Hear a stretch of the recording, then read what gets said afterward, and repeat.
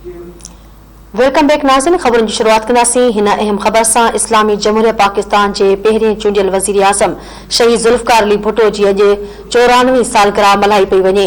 ज़ुल्फ़िकार अली भुट्टो की 5 जनवरी 1928 ईस्वी ते लाड़काने ज़िले के शहर रते देरे में पैदाइश थी।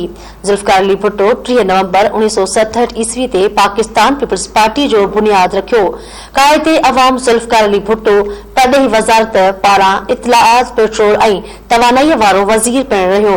ज़ुल्फ़िकार अली भुट्टो पहिरीं शादी पंहिंजे खानदान मां अमीर शीरी बेगम सां 1940 ईस्वी में कई। उन वक्त भुट्टो साहब की उम्र 12 साल हुई। ज़ुल्फ़िकार अली भुट्टो बी शादी 18 सितंबर 1951 ईस्वी में ईरान के एक वापारी मिर्ज़ा मोहम्मद असफ़हानी की न्याणी नुसरत भुट्टो सां कई। कायदे अवाम वो वाहिद लीडर हो जे सियासत के बंद कमरन मां बाहर कढी खुले रस्तन ते आंदो ऐं अवाम के ॻाल्हाइण जो हक तोड़े शऊर ॾिनो। अवाम जे विच में वेही मसला ॿुधण करे खेसि कायदे अवाम जो लक़ब मिलियो। अवां खे अहम ख़बर ॾियूं पिया। इस्लामी जमहूरिया पाकिस्तान के पहिरें चूंडियल वज़ीर आज़म शहीद ज़ुल्फ़िकार अली भुट्टो की अॼु 94वीं सालगिरह मल्हाई पई वञे। ज़ुल्फ़िकार अली भुट्टो 5 जनवरी 1928 ते लाड़काने जिले के शहर रते देरे में जन्म वरतो।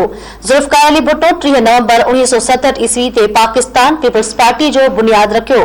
कायदे अवाम ज़ुल्फ़िकार अली भुट्टो परॾेही वज़ारत पारां इत्तलाआत पेट्रोल ऐं तवानाई वारो वज़ीर पिण रहियो।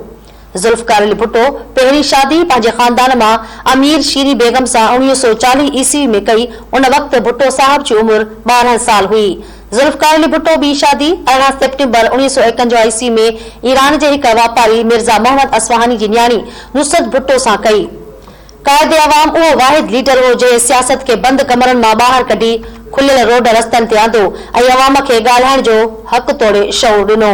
अवाम जे विच में वेही मसला ॿुधण करे खेसि कायदे अवाम जो लक़ब मिलियो।